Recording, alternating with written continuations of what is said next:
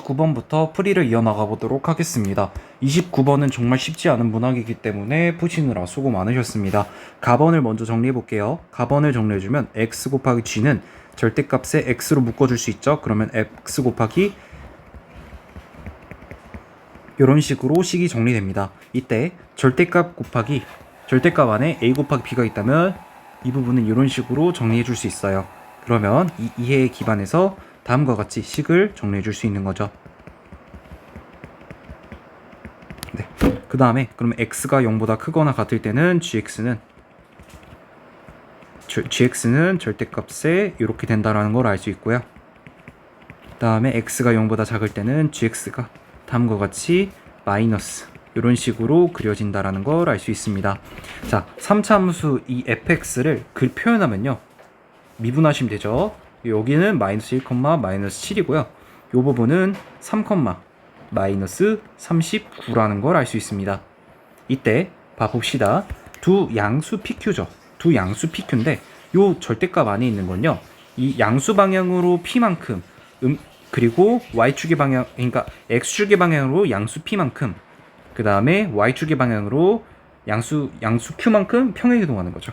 괜찮나요? 근데 이렇게 평행이동했을 때 GX가 미분 가능하지 않은 점이 몇 개? 단 오직 한 개여야 된다는 뜻이에요. 자, 그래서 일단 기준을 설정해 가지고 판단 한번 해봅시다. 자, 이 부분 0, 마이너스 12를 관찰 한번 해볼게요. 자, 그냥 Y축의 방향으로 12만큼만 평행 이동한다 칩시다. 그럼 여기가 어떻게 돼요? 요쪽이 이렇게 축이 되죠. 그리고 이렇게 됐을 때 여기 일단 절대값을 붙이면요. 어떻게 돼요? 이렇게 그려지고 이렇게 그려진다는 걸 알 수 있어요. 근데 x는 0을 기준으로 이 부분이 마이너스가 붙기 때문에 이런 식으로 그래프가 그려진다는 걸 알 수 있습니다. 괜찮을까요? 이렇게 그려지는 겁니다. 자, 그러면 자 봐봐요. 제가 얘를 한번 P를 한번 1만큼 그리고 Q를 7만큼 평행이동 한번 시켜볼게요. 평행이동 시키면요. 제가 이 녀석을 1만큼 평행이동했으니까 요렇게 이동하고 그 다음에 요 값이 어떻게 되는 거예요? 축이 되는 거죠. 여기가 Y축이 되는 거예요. 그러면 이렇게 그렸을 때 절대값을 붙이면 요런 식으로 그래프가 개형이 그려지고 그 다음에 X는 0을 기준으로 X가 0보다 작을 때는 음수가 붙잖아요. 즉 다시 말해 그래프가 이렇게 그려진다는 걸 알 수 있어요. 그래서 P가 1이고 Q가 7일 때는 다음과 같이 그래프가 그려진다라는 걸 알 수 있습니다. 그런데 P가 1보다 크거나 또는 P가 1보다 작거나 그리고 Q가 7보다 크거나 Q가 7보다 작을 경우에는요. 이 부분, 즉 나가 성립하지 않는다라는 걸 알 수 있어요. 자, 한번 관찰 같이 한번 해볼게요. 자, 봅시다. 자, Q가 7인데 만약에 P가 1보다 크다라고 한번 해봅시다. 그렇다라는 건 봐봐요. 얘가 이렇게 평행이동 이렇게 하고 Q가 7이니까 이렇게 오는 거잖아요. 여기가 Y축인 거고. 근데 지금 X는 0이 그럼 요 정도에 위치할 거예요. 그러면 얘가 절대값이 붙어서 어떻게 되겠어요? 이렇게 그려지는데 단 X가 0을 기준으로 이쪽까지 이렇게 오고 여기가 마이너스 이렇게 되죠. 즉 다시 말해 이 그래프는 이렇게 그려지고 그 다음에 이렇게 그려지고 이 부분에서 이렇게 그려지는 거예요. 그럼 이 부분 X는 0에서 연속이 아닌 거죠. 괜찮나? X가 0이 아니기 때문에 그러니까 X는 0에서 연속이 아니라서 이 나번이 성립하지 않는 거예요. 왜? 여기서도 이미 미분이 안 되거든요. 그 다음에 이 실수 전체 집합에서 연속이란 이 조건에서도 위배되고요. 그래가지고 P하고 Q는 둘 다 P는 1이고 Q는 7이다 해서 P 더하기 Q는 8이라고 볼 수 있습니다. 나머지 케이스에서도 한번 직접 그려보는 연습 한번 해보시면 좋을 것 같습니다. 30번 봅시다. 아래 그림은 4차함수 fx의 도함수 y는 fx의 그래프라고 주어졌습니다. 자, 관찰 한번 해봅시다. x는 베타에서 극소인가? 그러면 여기가 마이너스고 여기가 플러스죠. 마이너스였다가 플러스니까 기억은 참이고요. 그 다음에 니은 이게 맞는가? 즉 봐봐요. 자, 봅시다. 니은 봅시다. fx가 x는 베타에 대한 선대칭인가를 묻는 거잖아요. x는 베타에 대한 선대칭인가 이렇게 묻는데 이게 fx가 x는 베타에 대한 선대칭이려면요. 잠시만요. 제가 이 기반, 이 f'x의 기반에서 계략적으로 한번 개형 한번 그려볼게요. 그럼 얘는 이런 식으로 되고, 베타가 이렇게 있으니까 감소할 거고요. 다음에 여기서부터 여기까지는 뭐 증가를 하겠죠. 증가를 할 건데 봐봐요. 이렇게 주어지겠죠. 자 봅시다. 지금 이 단조건을 보면요, f 베타는 어때요? 0보다 작고요. 그 다음에 f 알파가 있고 f 감마가 여기 있잖아요. 즉 여기가 더 큰 거예요. 그렇기 때문에 니은은 틀렸다라는 걸 알 수 있습니다. 그 다음에 여기가 0보다 작고 알파가 0보다 크다 했으니까 축 요 정도에 위치할 거죠. 그래서 디귿도 맞다라고 할 수 있습니다. 어렵지 않습니다. 자, 31번은 스스로, 그리고 32번도 스스로 한번 해봅시다. 저번 수업에서 너무 많이 반복을 했던 부분이에요.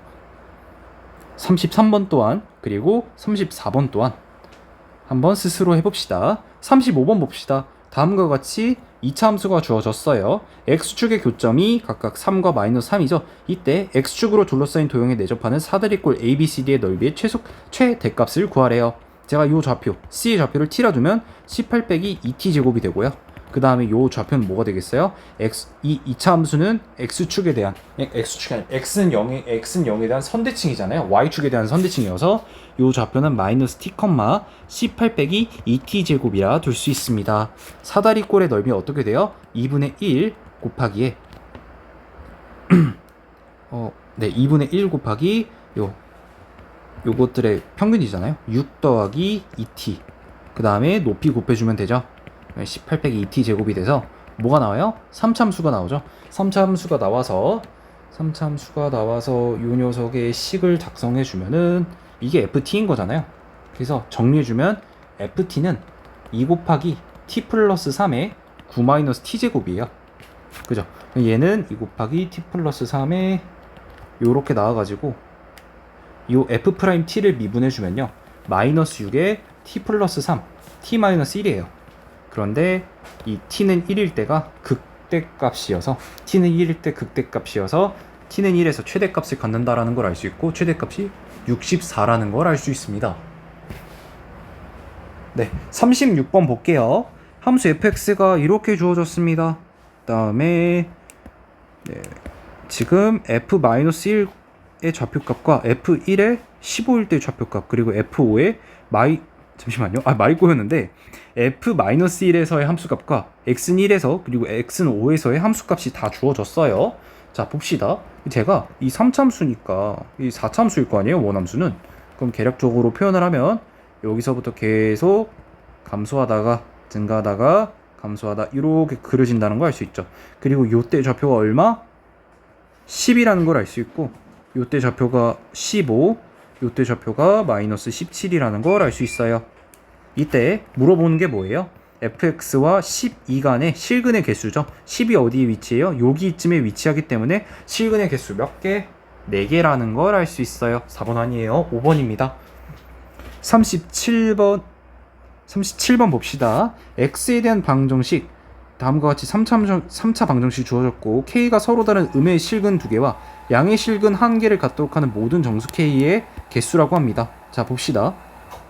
제가 얘를 미분해주면 마이너스 3x제곱 플러스 12가 되고, 그러면은 인수분해해주면 마이너스 3의 x제곱 마이너스 4가 되죠. 그러면 요 3차 함수는 이런 식으로 계략적으로 그려진다는 걸 알 수 있어요. 마이너스 2에서 이렇게 극소 같고, x는 2에서 극대를 갖죠. 그리고 x는 0일 때 좌표 얼마? 0,20이라는 걸 알 수 있습니다. 마이너스 2일 때는 좌표값 넣어볼게요. 마이너스 2, 4 플러스 20에 해서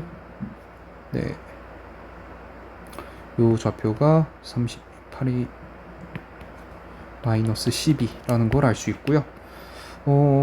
잠시만요. 이렇게 되고, k가 서로 다른 음의 실근. 자, 봐봐요. 지금 0,2를 기준으로요, 제가 이렇게 내릴 수 있잖아요. x축 이렇게 할 수 있는데, 봐봐요. x축은 아니고 아무튼 이렇게 그었을 때요. 지금 만약에 K 값이 요 정도에 위치한다면 어떻게 돼요? 요 정도에 위치한다고 하면 요 정도에 위치한다고 하면은 요 정도에 위치한다고 하면 요렇게 음의 실근 두 개를 갖고요. 양의 실근 하나를 갖는다는 걸 알 수 있어요. 잠시만요. 마이너스 2 값이 좀 잘못된 것 같습니다. 마이너스 2를 넣어주면 마플 8 마이너스 24 플러스 22 되고요. 아, 계산이 잘못됐네요. 죄송합니다. 4네요. 2,4고 자, K 값이 예컨대 요 정도에 위치한다라고 하면은 색깔을 좀 바꿔서 표현할게요. K 값이 요 정도에 위치한다라고 하면은 음의 실근 두 개랑 양의 실근 하나를 갖죠. 만약에 K 값이 여기 위치하면요, 음의 실근 하나랑 양의 실근 두 개를 가져요. 아, 그래서 K 값이 20이면은 0 하나랑 그다음 하나 양이니까 여기 경계겠고, 그 다음에 4면은 어떻게 되겠어요? K 값이 4면은 음의 실근 하나, 양의 실근 하나. 그러니까 물론 여기서 중근이죠. 이제 서로 다른 음의 실근 두 개라 했으니까 여기서는 음의 실근 하나, 양의 실근 하나 갖는다는 걸 알 수 있어요. 그래서 K 값이 4와 24이라는 걸 알 수 있습니다. 괜찮을까요? 그래서 K는 5부터 16, 5부터 6, 7, 9, 8, 10 해서 19까지 총 몇 개다? 15개다라는 걸 알 수 있습니다.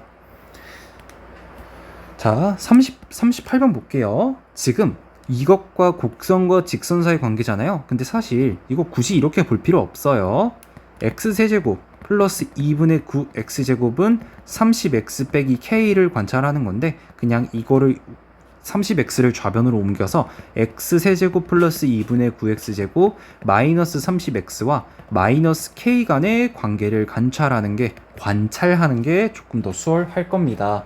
그래서 이 녀석을 미분해 주면요, 미분해 주면 3x제곱에 9x 마이너스 30이 되고요, 3으로 묶어주면 x제곱 플러스 3x 마이너스 10이 된다라는 걸 알 수 있습니다.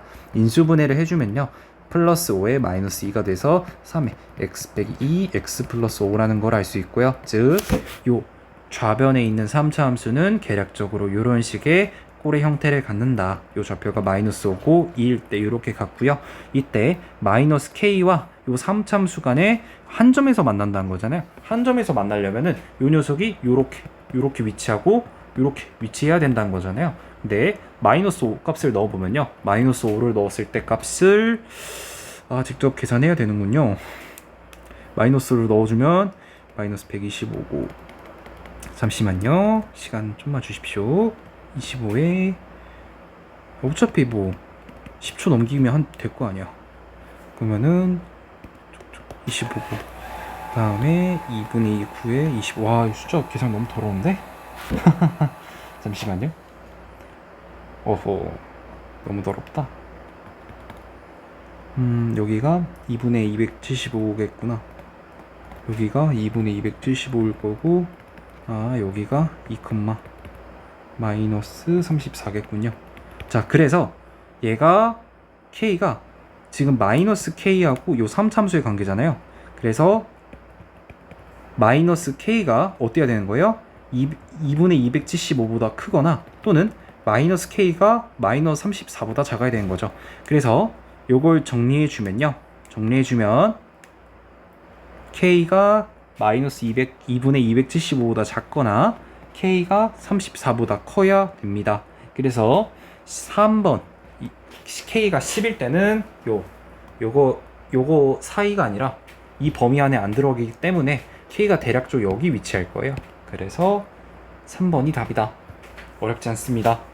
39번 앞에서 설명했죠. 넘어갈게요. 40번 봅시다. 모든 실수 x에 대하여 다음에 부등식이 성립한다. 자, 봅시다. 부등식은 방정식이랑 다른 게 없다 했어요. 부등식의 해의 경계는 방정식의 실근과 일치한다 했습니다. 자, 근데 모든 실수 x에 대해서 요게 성립한다라는 게 뭔 뜻이에요? 이 fx 요 함수의 최소값 언제 최소값 같겠어요? 얘는 뭐 이런 식으로 그려질 거고, 극소 중에 둘 중 하나 주어질 거 아니에요? 아니면 얘가 이렇게 그려지든가 이럴 건데, 이 극소값 중에서 가장 작은 값이 있을 거 아닙니까? 그때 최소값이 어때요? 0보다 크다 풀어주시면 되겠죠. 어렵지 않습니다. 스스로 한번 해봅시다. 41번 한번 스스로 하실 수 있고요. 42번 볼게요. 수직선 위로 움직이는 점 P의 시각 T에서의 위치가 X로 주어졌고, 자 봐봐요. 이렇게 주어졌죠. 이때 시각 T는 1에서 점 P가 뭘 바꾼대요? 운동 방향을 바꾼대요. 운동 방향을 바꾼다라는 게 뭔 뜻이죠? 바로 시각 T에서 속도 벨로시티가 얼마다? 0이다 라는 거죠. 그럼 제가 얘를 미분해주면 dx dt 즉 v는 뭐다? 6t제곱 플러스 2kt 마이너스 k고, 여기다가 t는 1을 넣었을 때 얼마? 6 플러스 2k 마이너스 k가 얼마다? 0이다 라는 거죠. 즉 6 플러스 k는 얼마다? 0. 그래서 k는 얼마? 마이너스 6이다 라는 걸 알 수 있습니다. 그 다음에 k가 마이너스 6이잖아요. 이때 시각 t는 3에서의 점 p의 가속도니까 이 속도를 한 번 더 미분하면 12t 플러스 2k가 되고, k 얼마였어요? 마이너스 6이었죠. 12t 빼기 12라는 걸 알 수 있어요. 그리고 t를 3을 넣어주면 36 빼기 12가 돼서 24라는 거 어렵지 않게 구할 수 있습니다. 자, 43번 볼게요.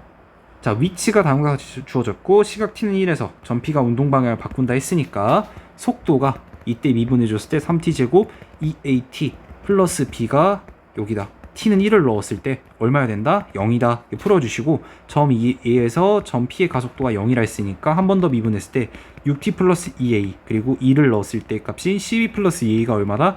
0이다 해서 a와 b에 관한 값을 구하시면 될 것 같습니다. 44번 볼게요. 수직선 위로 움직이는 점 p의 시각 t에서의 위치 x가 다음과 같이 주어졌고요. t는 3일 때 점 p는 운동 방향을 바꾼다. 앞에서 똑같이 했죠. b가 얼마라고? 0이라고. 언제? t는 3일 때. 그 다음에 그때 점 P의 위치가 얼마다고? 마이너스 5라고. 그렇다는 건 요 3을 넣었을 때 27 플러스 9A 플러스 3B 플러스 4가 얼마다? 마이너스 5다라고 하면 되죠. 그 다음에 이때 점 P가 T는 3이 운동 방향을 바꾸는 시각 T의 값을 구하라는 건요, 얘를 미분했을 때 V 값이 0이 되는 값. 근데 조금 유의해야 될 게 있어요. V 값이 무조건 0이라고 해서 운동 방향을 바꾸는 건 아니에요. 이 V 값이 운동 방향을 바꾼다는 건 이런 식으로 되거나 이런 식으로 되는 상황을 말한 거예요. 근데 예컨대 만약에 이 V가 이런 식으로 접한다고 한다면은 이때는 뭐 운동 방향을 바꾸는 건 아니죠. 근데 이런 식으로 운동 방향이 변한다고 한다면은 0이라서 이런 식으로 계산을 했던 겁니다. 부호의 변화가 있는지를 잘 관찰하시길 바랍니다. 이 마지막에 말했던 거 조금 유념하셨으면 좋겠습니다. 운동 방향을 바꾼다는 건요, 정확하게 말하면 속도가 0이 된다는 게 아니라 속도의 부호가 변화한다는 뜻입니다. 그리고 이 속도 그래프는 연속함수이기 때문에 속도의 부호가 변화한다는 건 속도가 그때 당시에 0을 지난다라는 뜻이기 때문에 속도가 0이다라고 풀었던 것 뿐입니다. 자, 오늘의 문제풀이는 여기까지입니다. 수고 많이 하셨습니다.